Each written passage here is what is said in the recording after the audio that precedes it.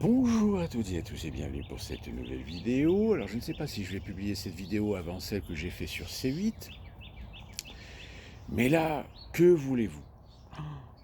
Historique, bien sûr, totalement. C'est la première fois que on voit deux dirigeants s'écharper. Alors évidemment, actuellement, vous avez un narratif qui responsabilise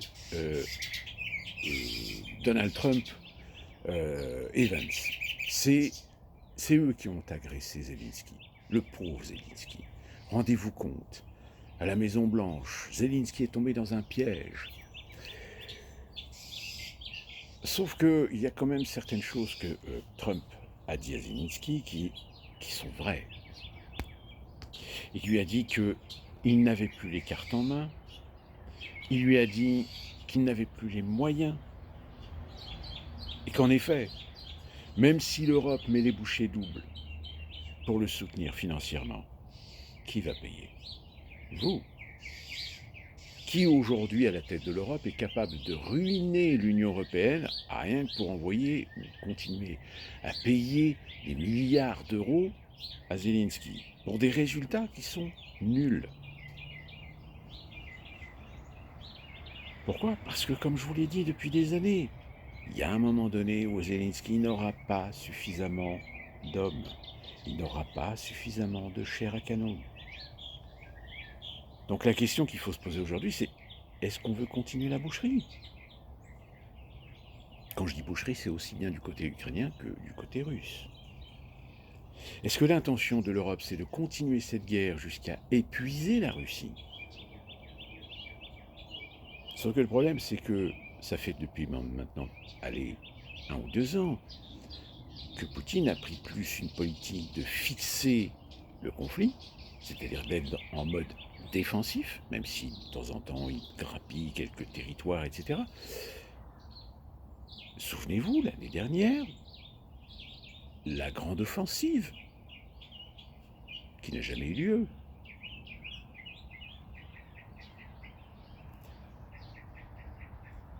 Mon sentiment, c'est que j'ai l'impression qu'il y a un piège. Mais un piège de grande envergure. Je m'explique. Zelensky, en réalité, c'est lui qui a commencé à, on va pas dire à agresser, mais aller à contre-courant. C'est-à-dire d'utiliser un propos qui n'est diplomatiquement pas acceptable. Sauf que quand on l'écoute Zelensky, qu'est-ce qu'on entend? On n'entend pas Zelensky. On entend l'Union européenne. C'est elle qu'on entend, pas Zelensky. Et j'ai l'impression que Zelensky est tombé dans un piège. Un piège pourquoi? Parce que ce que les médias ne vous disent pas, c'est qu'après ces fameux entretiens, après qu'il ait quitté la Maison Blanche, il a été contacté par la Rada, le Parlement Kiev. Il a été contacté par certains oligarques ukrainiens. Et il s'est fait allumer la tronche.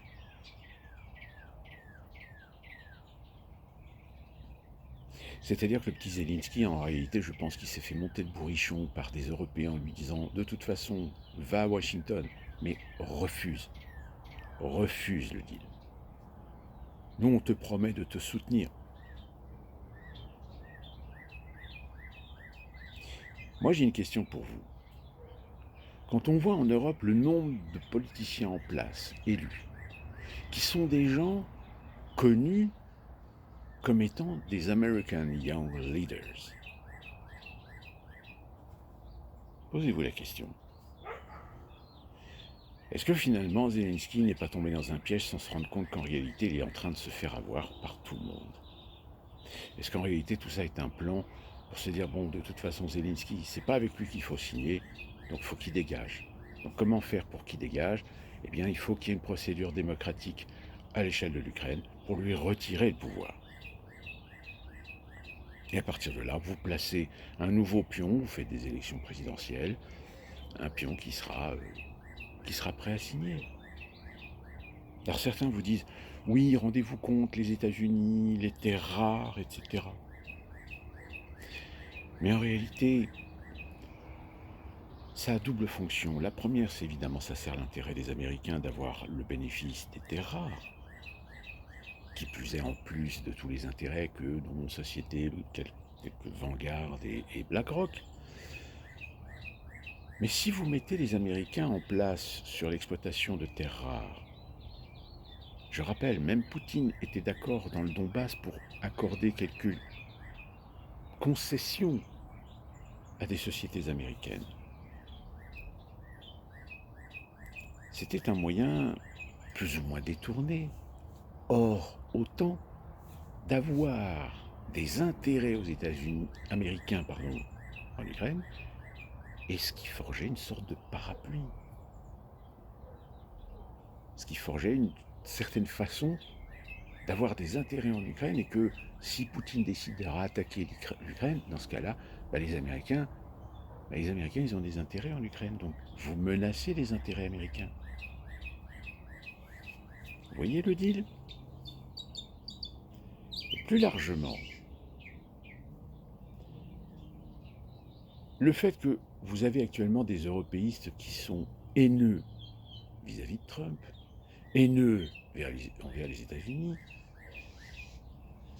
moi je me pose la question, mais dans ce cas-là, pour soutenir l'Ukraine, comment ils vont faire? Ils vont continuer à envoyer de l'argent? Mais c'est vous qui payez, hein? Parce que les caisses sont vides en Europe, hein. Donc c'est des emprunts. Des emprunts que vous allez rembourser avec des intérêts. Donc c'est vous qui payez.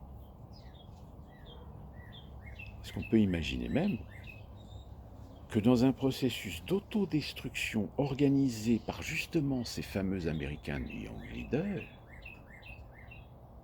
ils pousseraient peut-être l'Europe à envoyer des gens, envoyer des soldats en Ukraine?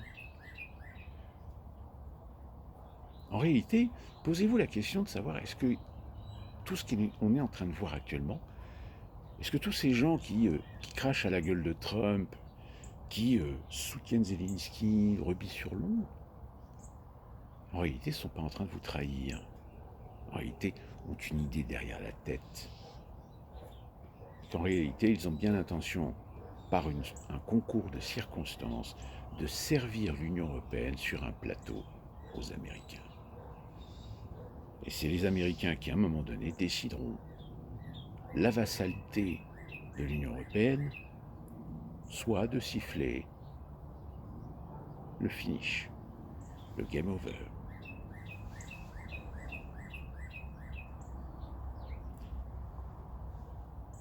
Toujours se poser la question, à qui profite le crime? Parce que l'Europe n'a pas les moyens de repousser la Russie de l'Ukraine. Donc sachant qu'elle n'en a pas les moyens, pourquoi s'oriente-t-elle dans cette direction? Pourquoi tient-elle ce narratif? Si ce n'est peut-être pour un autre plan.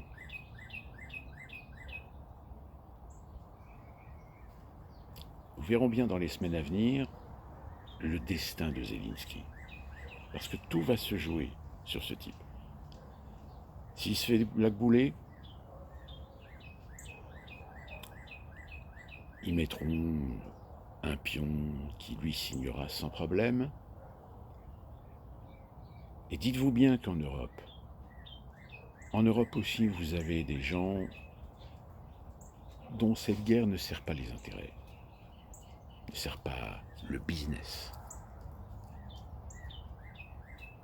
Donc faites très attention à tous ces gens qui sont en train de larmoyer, de s'offusquer, de militer pour un soutien indéfectible à Zelensky et à l'Ukraine, parce que peut-être que parmi eux, il y en a qui sont en train littéralement de se foutre de votre gueule. D'ici là qu'on se retrouve pour une prochaine vidéo, portez-vous bien.